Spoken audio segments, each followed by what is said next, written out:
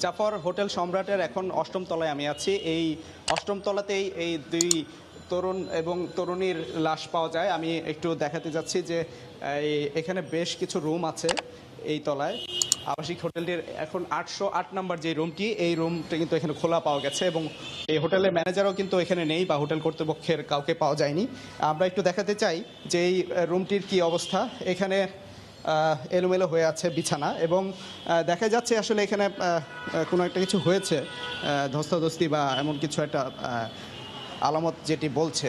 তো আমরা পুলিশ যেটি জানিয়েছে আমাদেরকে যে বিকেল 5টার দিকে এই তরুণ এবং তরুণীর মরদেহ এখান থেকে উদ্ধার করা হয়।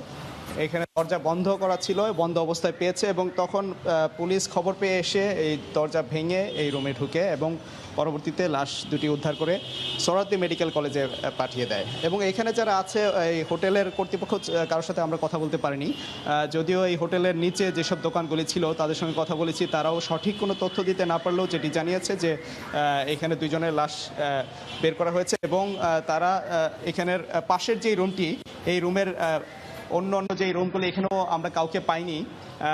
যদিও একটা রুমে আমরা এখানে পেয়েছি একজনকে, তার সাথে কথা বলেছিলাম, তিনি এখানে এসেছিলেন পরীক্ষা দিতে, পরীক্ষার প্রস্তুতি নেওয়ার জন্য সকাল থেকে এখানে আছেন, কিন্তু এই বিষয়ে কিছুই জানেননি।